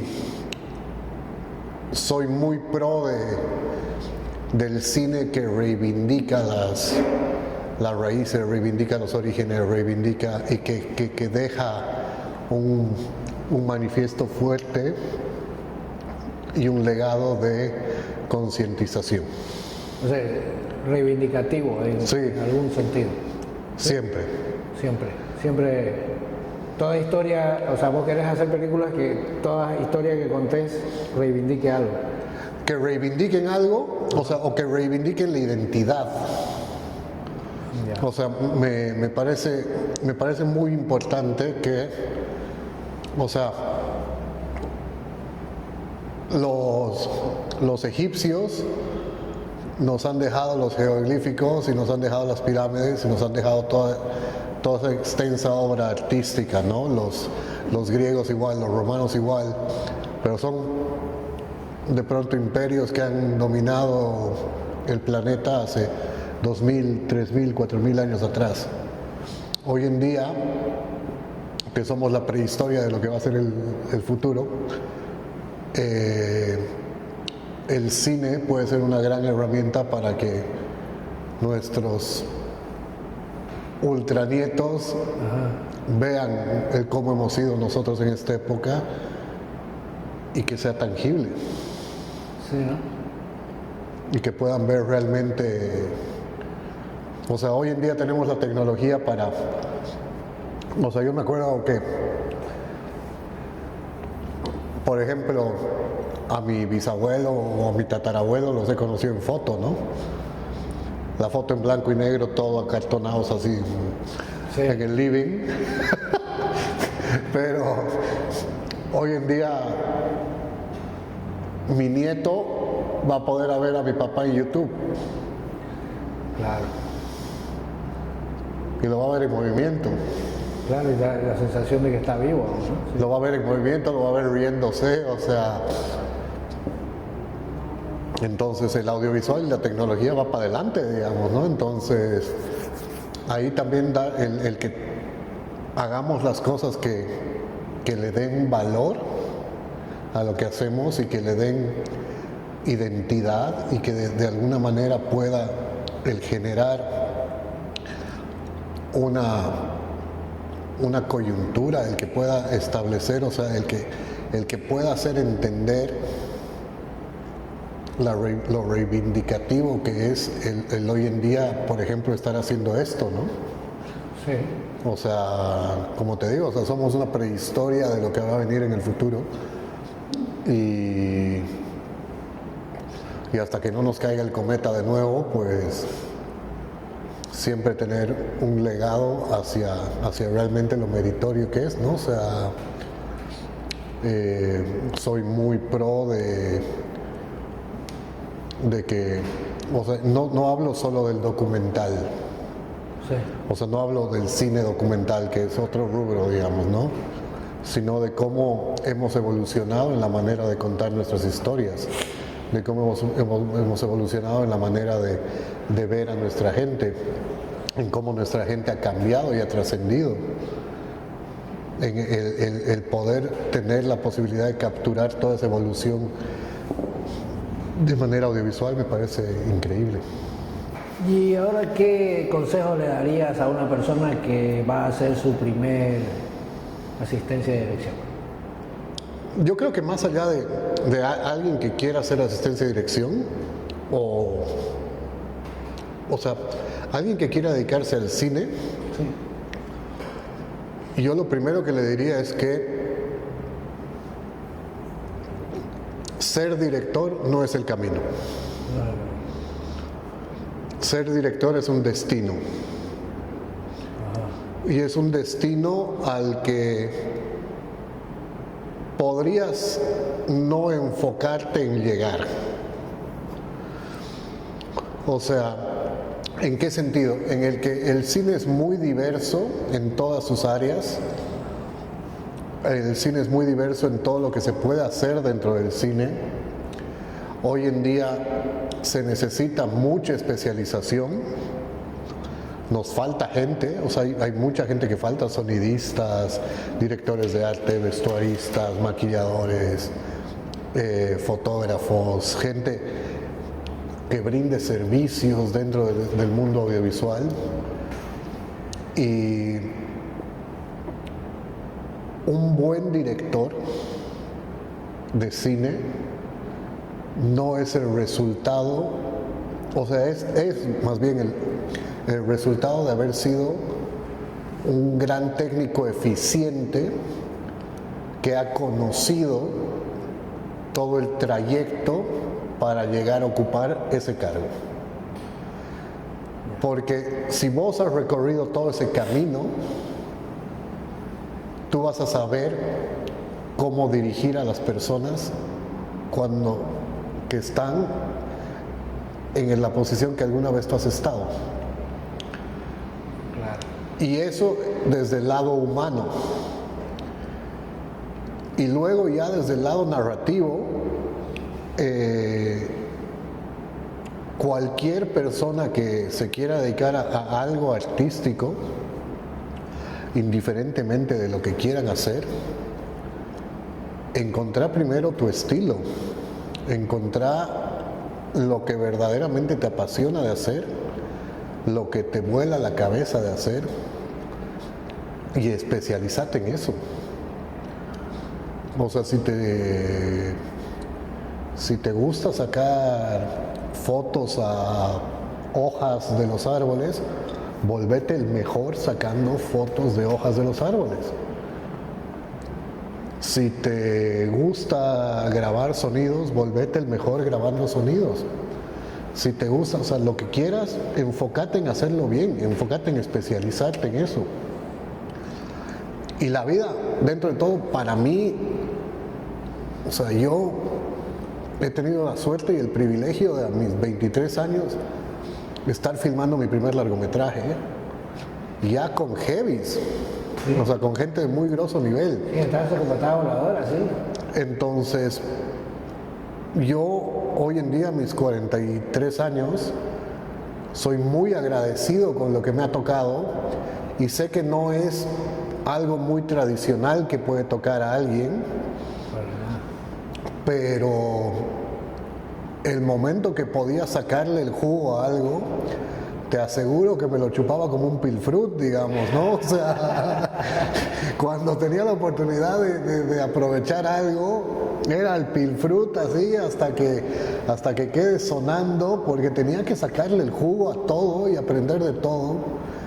Y hoy en día, o sea, me siento un viejo de 90 años en un cuerpo de 43, porque realmente me ha tocado vivir mucho y tienes el tiempo de hacerlo. Sí. O sea, hoy en día, nuevamente a mis 43 años, no sé, Tessa, y te lo digo de verdad, no sé si volvería a hacer una película. Quizás por una cuestión muy de sanidad mía, de que siento que ya ese tiempo pasó, que ese estrés ya pasó, yeah. Que esa desesperación ya pasó, que llegué a donde podía llegar, a lo más alto. Uh-huh. Alcancé, y una vez que lo alcancé dije, otra cosa, ya lo llegué, ya lo alcancé. No quiero quedarme ahí encima de la ola. Yeah. Quiero disfrutar de otras cosas, quiero disfrutar de ver crecer a mi hijo, quiero disfrutar de hacer otras cosas, quiero disfrutar de mi vida de otra forma. El cine es un lugar, o sea, el cine como tal es que es una profesión también muy ingrata, ¿no? O sea, te la pasas rodando y en proyectos de, o sea, una película son mínimo 6 meses desde que empiezas hasta que la terminas, mínimo. Y a mí me tocaba 6 meses en un lugar, luego tener que tomarme un avión, mochila, cambio de chip, otro país, filmar otros 6 meses, cambiar de chip, otro país y estar así, y así lo estuve haciendo desde mis 23 años hasta casi mis 40. Filmando y no parando de filmar, viviendo experiencias maravillosas, viendo maravillosos lugares, estando en lugares fascinantes, conociendo personas maravillosas, teniendo una vida nómada increíble, pero ya está. Ya está. O sea, también me ha implicado muchas renuncias, ¿me entiendes? También me ha implicado que de pronto veía a mis amigos casarse, veía a mis abuelos morirse y no estaba yo cerca. He visto muchas cosas desde lejos por estar haciendo y chupándome la vida de la forma que yo quería chuparme la vida. Claro, no se puede hacer todo, ¿no? Pero renunciando a muchas cosas. Por eso. Y claro, entonces hoy no sé si volvería a ese ritmo. Bueno, pues ahora que ya no quieres, es cuando más películas vas a hacer. No sé, o sea, lo que quieres, ¿no? O sea, por ahí me da así el disfrutar un poco más de mi hijo, el verlo crecer un poco más, el que... No, pero ya sin viajar tanto, pues ya aquí por aquí nomás. O sea, ya hacerlo más chico, o sea... Claro. Ahora no es que he dejado el audiovisual y ahora tengo... No, para nada. O sea, más bien, por otro lado, o sea, tengo una empresa de comunicación corporativa audiovisual que está muy basada en lo cinematográfico. O sea, todos los días estoy filmando, todos los días estoy haciendo algo, pero ya no tengo la presión del productor de que se está gastando millones de dólares en una escena y que se la tiene que salir perfecta y tiene que salir perfecta en 2 horas. Claro. O sea, ahora no. Ahora quiero hacer mis cosas, quiero tomarme las cosas con calma. Exactamente. Quiero tener otro ritmo, ¿no? O sea... Toda esa experiencia que has ganado en toda tu carrera, ¿no? Eso te ha vuelto muy observador y a eso viene la siguiente pregunta, hablando de la empresa de comunicación cinematográfica, ¿no? Ya. ¿Cómo nace esta idea? ¿No? ¿Y qué vacíos pudiste detectar para poder ingresar con esta empresa? O sea, a ver, en la vida de una persona que hace cine o que se dedica al cine, no es que, o sea, más que nada, y mucho más en este país, ¿no? Donde realmente no tienes un apoyo estatal, no tienes incentivos, no tienes absolutamente nada, o sea, realmente o sea, en Bolivia tienes que tener, o sea, lo que decía en un momento, lo que decía el director mexicano, no, el de cine de terror, el Guillermo del Toro, que decía, no, o sea, un cineasta latinoamericano tiene que tener la ternura de un poeta y la resistencia de un boxeador, ¿no? Porque te dan unas palizas también durísimas. Claro. Y no tienes presupuestos, no tienes apoyos, te falta siempre hay todo a medias. Entonces, cuando te tienes que enfrentar todo el tiempo a eso, yo lo digo, o sea, yo he trabajado hoy por hoy con la mayoría de cineastas bolivianos, la mayoría de directores bolivianos, y yo he sido asistente de dirección de la mayoría. Y los veo, ¿no? Y además son mis amigos. Y los veo, pues, o sea, que ponerse al hombro una película les toma 2, 3 años, deudas, sudarla mal. Entonces ahí dije, a ver, no sé si quiero entrar un poco en ese mundo de cargarme una peli en la espalda, así tantos años, tanto tiempo. Ideas tengo, he escrito varios guiones y está bueno. Pero no sé, me lo quiero tomar un poco más ligero, digamos, ¿no? Y mientras no estás filmando, lo más cercano a hacer eso es estar haciendo publicidad. Y la publicidad también te toca lidiar muchas veces con algunos engreídos de agencias de publicidad que creen que saben más que vos, que tienen toda la razón, que lo único que hacen es tenerle que hacerle los favores al cliente y el cliente es otro pesado. Entonces ahí dije, a ver, ya he vivido el mundo de la publicidad y he vivido el mundo del cine por completo. ¿Qué hago sin tener que frustrarme?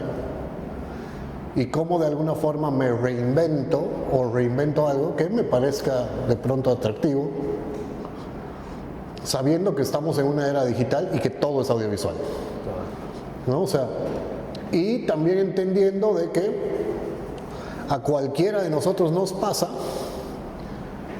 que si estás viendo YouTube y te aparece una publi, cambias. En la tele, cuando estás viendo un programa de televisión y te aparece una publicidad, cambias. Y de pronto dices, yo estoy haciendo ese producto que todos cambian. O sea, no quiero hacer eso, no quiero seguir siendo la publicidad pesada que viene a venderte una promo de calcetines o de cosas que no vamos a usar nunca, digamos, ¿no? Entonces encontremos un lugar donde puedas tener una buena efectividad de comunicación, puedas tener calidad de imagen en la comunicación audiovisual, que sea cinematográfico, que sea de calidad, pero que no necesariamente tengas que vender un producto.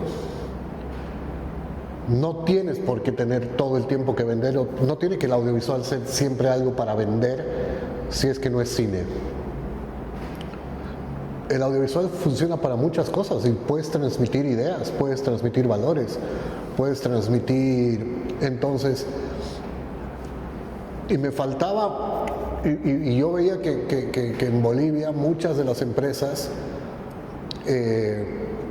generaban publicidad, pero creaban poco marketing. O sea, poca marca, poco establecimiento de marca. ¿Qué es una marca? Una marca tiene valores, tiene un trasfondo, tiene algo, y no necesariamente el marketing tiene que ser para venderte, sino que también es para transmitir valores. Entonces, a partir de ahí desarrollamos un concepto que es generar una empresa audiovisual que lo que haga es no venderte, sino transmitir y comunicar valores de marca, tanto internamente como externamente. Y eso te ayuda a tener contenidos de valor dentro de las redes sociales. ¿Y cuál ha sido el más desafiante de estos proyectos? No, todos presentan un desafío maravilloso, ¿no? O sea, y claro, me he puesto en cosas, o sea, he empezado a conocer cosas que no entendía o que nunca en mi vida había imaginado y que las empresas tampoco habían imaginado. O sea, cuando se les abrió la posibilidad de quiero hacer esto y las empresas me miraron y me dijeron, ok, nosotros también queremos hacerlo, pero no sabemos cómo. Yo tampoco sé cómo, pero le metamos, digamos, ¿no? O sea, de pronto me he encontrado con un mundo de por ejemplo, empresas multinivel, que claro, es todo un mundo que funciona adentro, que uno no conoce, y cuando comienzas a conocer eso dices, wow, o sea, qué fascinante para contarlo, digamos, ¿no? Qué fascinante como hermenéutica, como estrategia, como todo, o sea, de pronto te empiezas a vincular con el mundo inmobiliario, te empiezas entonces de pronto hablas con empresas o con compañías grandes que te dicen, ya no quiero mandar una circular a mis empleados, quiero mandarles un video. Entonces, bueno, a partir de ahí, y es algo que contigo aprendimos mucho cuando filmamos la telenovela, por ejemplo, ¿no? O sea, el hecho de que la tele tiene que manejar un lenguaje súper popular y tienes que tener palabras muy incorporadas dentro del lenguaje tradicional para que no se confundan, no puedes tener palabras muy elaboradas, entonces comienzas a segmentar al público, comienzas a segmentar cosas y comienzas a entender que la comunicación empresarial también se segmenta Entonces, cuando un gerente quiere hablar con otro gerente, tiene un tipo de comunicación. Cuando un gerente quiere hablar con su consumidor, tiene otro tipo de comunicación. Entonces, ya cuando comienzas a establecer estos vínculos de comunicación y empiezas a entenderle que dentro de nuestro castellano hay varios otros castellanos, y comienzas a dominarlo, pues es fabuloso, digamos, ¿no? Entonces, es un nuevo despertar y comienzas a entender otra lógica de las cosas. Y también empiezas a ver que hay nuevos productos audiovisuales que no necesariamente tienen que ser ni publicitarios ni para venderte algo, sino transmitir valores. Me llamaba mucho la atención el hecho de que estábamos haciendo estudios formato tele, pero contigo hacíamos formato cinematográfico. En la serie, es verdad. Claro, ¿no? O sea, eso siempre me ha gustado de ti, ¿no? Que siempre estás buscándole algo, un plus ¿no? a lo que estás haciendo, ¿no? Claro, es que es también eso, el juego, ¿no? De uno divertirse. Sí. O sea, a mí hay varias lecciones que me han dejado así, en momentos de mi vida, así, gente. Una vez trabajaba con un amigo y me decía, no me acuerdo qué estábamos haciendo, pero estábamos haciendo algo audiovisual. Pero le dije, ¿hasta qué hora te vas a quedar trabajando? Y me dijo, hasta terminar. Y yo le dije, pero ya vamos 12 horas trabajando, viejo, o sea, párale un poco. Y mi amigo me dice, no, hasta terminar. Le digo, pero descansar. Y me dijo, ¿pero para qué? Si este proyecto es para mí. ¿Cómo me voy a cansar de hacer algo para mí? Sí. O sea, esto no es para un jefe, no es para nada, es para mí. Yo me quiero sentir bien haciéndolo. Entonces, y eso es una forma de también pensar en cuando haces las cosas, ¿no? O sea, al final de cuentas las cosas las haces para ti, tu trabajo habla por ti. Exacto. Entonces, creo que no me permito eso tampoco de entrar en la mediocridad, de hacerlo a medias. Claro. Y eso también es lo que aprendes cuando trabajas con directores muy galardonados o con gente que está muy en industria, no estás haciendo las cosas, o sea, las cosas las estás haciendo, al final de cuentas las estás haciendo por ti. Y hablando de uno mismo, ¿alguna vez has rechazado algún trabajo por este tema? O sea, porque no Sí. entra dentro de tu... Sí, completamente, sí. ¿En cine? No, en cine no, o sea, ¿En el mundo corporativo ahora? no, en cine he rechazado películas porque ya llega un punto en el que, y lo entiendo y no es culpa de nadie, pero muchas veces en Bolivia nos toca hacer cine muy a pulmón, muy a tener que hacer todo por amor al arte, y hay veces que te quieren pagar presupuestos muy, o sea, lo que te quieren pagar no está acorde de pronto con tu presupuesto de gastos mensuales. Claro. Y realmente a una persona el meterse en un proyecto por amor al arte le va a significar que eso se convierta en una bola de nieve con el tiempo. Sí. Porque no es con amor al arte que pago mi departamento, digamos, ¿no? Entonces, en ese sentido, cuando realmente la película o el proyecto no se alineaba un poco con el presupuesto que yo debía cumplir a fin de mes, pues lamentablemente tenía que decir que no.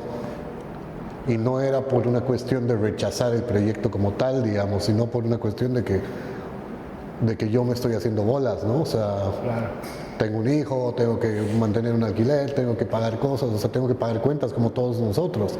Claro. Y esas cuentas no se pagan con amor al arte. Sí. Y luego hay un par de cosas que por ideología también no he aceptado y no quiero, o sea, y no he querido hacer, o sea, no me metería, o sea, no me metería nunca en política. o hacer contenidos muy partidarios, porque creo también que la función de nosotros como artistas es ser justamente es justamente ser la bisagra al medio que, favoreciéndonos del punto de vista que tenemos, estamos como para tirar piedras o como para tirar besos. Entonces, nunca me enamoraría de un proyecto político porque no, digamos, ¿no? Y por lo que han demostrado todos estos años los políticos en nuestro país. Claro. Entonces, en temas políticos o proyectos políticos no me meto y prefiero ser ahí todavía un Rage Against the Machine. Exactamente. Se me han quedado un montón de preguntas, más o menos unas 60. Todavía tendría que hacerte, pero me están diciendo que me estoy pasando del tiempo. No, a mí me gustaría quedarme contigo 3 horas hablando.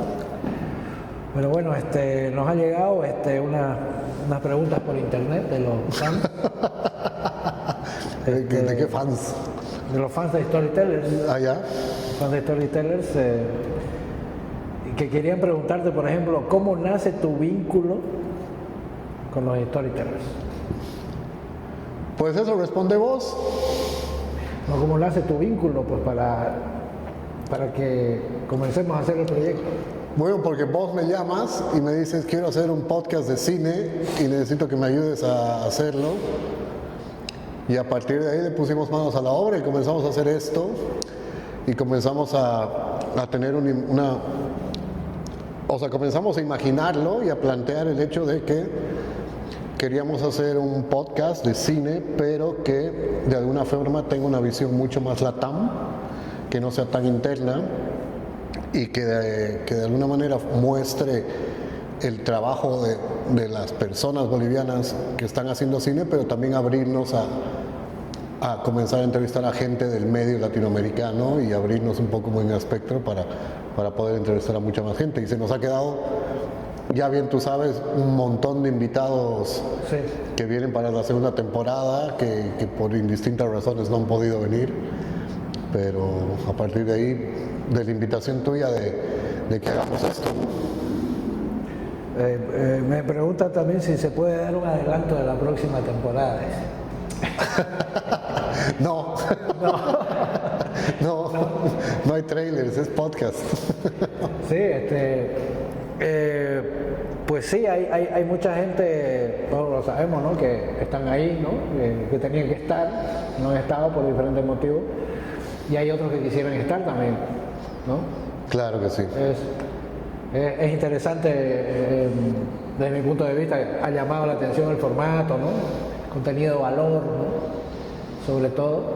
Claro, o sea, una de las cosas que es importante de Storytellers y que siempre lo habíamos hablado es que en esto puedo hacerme de enemigos, pero no me importa.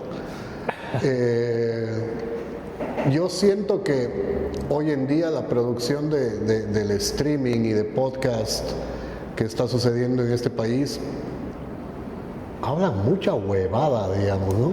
Sí. Y no hay nada que realmente, o sea, es un conjunto de amigos hablando huevadas y que no trasciende a nada. Y a mí me interesaba más hacer algo que de alguna forma deje un legado y que tanto gente como Rodrigo Bellot pueda verse de aquí a 20 años y decir, puta, eso yo estaba pensando hace 20 años atrás y me parece fabuloso. Entonces, el conservar la memoria, el tener un registro de la memoria y también el registro de la valentía que hoy en día significa hacer cine en este país, ¿no? O sea, y hacer cine en Latinoamérica. O sea, casualmente la mayoría de nuestros invitados, y una de las cosas que es una selección, o sea, por algo con Gerardo hemos sido muy específicos a la hora de elegir quiénes invitábamos, es gente que a pesar de las adversidades está haciendo cine ahora. Sí. Gente que a pesar de todo, o sea, te encuentras con un Tomás Vascopé que se monta una cámara al hombro y se sale a filmar, o sea, tienes un Kiro Russo que también, que lo mismo, o sea, que O sea, gente que a pesar de las adversidades tiene una pasión por hacer lo que hace y se enfrenta a la realidad de la forma más clara y estoica posible. Y eso es algo que para mí me resulta con mucho valor. Sí. Además, por ejemplo, una cosa que entendí en el mundo del cine, por ejemplo, es que